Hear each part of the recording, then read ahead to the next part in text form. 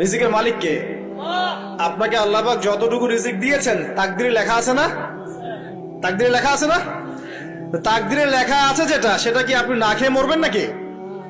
যদি আপনার তাকদিরে থাকে যে আপনি 50 বছর বাঁচবেন, আর 50 বছরে আপনি 500 মন চাল খাবেন, কথার কথা, ওই চালের এক দানা বাকি থাকতে আপনি মরবেন?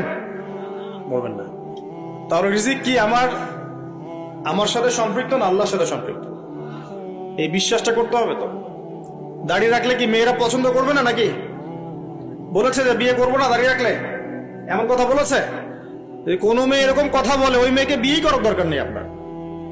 যদি কোনো মেয়ে আপনাকে বলে যে দাড়ি রাখলে ভালো লাগে না, শেভ করতে হবে, না হলে বিয়ে হবে না, বিয়ে করবো না, ওই মেয়েকে বিয়ে না করাই উচিত আপনার। ওর তো মানে আপনাকে বিয়ে করার যোগ্যতাই হয়নি, ওর তো যোগ্যতাই হয়নি আপনাকে বিয়ে করার। সে তো দাড়ি নিয়ে প্রশ্ন তুলছে। যে মেয়ে বলবে যে নবীর সুন্নত আছে এজন্য আপনাকে পছন্দ করি, তখন বুঝবেন যে হ্যাঁ, এই মেয়ের মধ্যে ভালো কিছু আছে।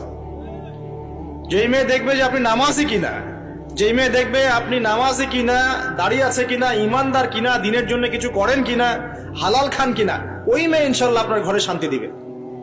আর যেই মেয়ে আপনাকে দেখবে আপনার কত বড় সম্পত্তি, কতটা বড় জমি, কত বড় চাকরি, সুদ খান কিনা ওর কোনো আসা যায় না, টাকা হইলেই হইল, এগুলোকে ঘরে ঢুকালে অশান্তি। অশান্তি কি চাচ্ছেন, শান্তি না অশান্তি? নবী সাল্লাল্লাহু আলাইহি ওয়াসাল্লাম বলেছেন, দিনদারিতা দেখে মেয়েদেরকে বিয়ে করো। কি দেখে? একই বিষয় ছেলেদের জন্য মেয়েদের জন্য সেম। ছেলে দেখতে হবে দিনদার কিনা, মেয়ে দেখতে হবে দিনদার কিনা, পর্দা করে কিনা, দিনদারিতা আছে কিনা। দুনিয়ার এই ছোটখাটো বিষয় যদি দেখেন, তুচ্ছ বিষয়গুলো, একদিন না একদিন আপনি পস্তাবেন কিন্তু। আর যদি আপনি দিনদারিতা দেখেন, ইনশাল্লাহ আপনি কোনোদিন পস্তাবেন না ইনশাল্লাহ। আল্লাহ পাক তৌফিক দান করুন। আমি এটা একটা বড় সিদ্ধান্ত জীবনের। এই সিদ্ধান্তে যদি ভুল করে ফেলেন, সারা জীবন পস্তাতে হবে। অতএব এখানে বেশি আবেগে, ফ্যান্টাসিতে ভুগবেন না। ঠান্ডা মাথায় দিনদারিতাকে অগ্রগামী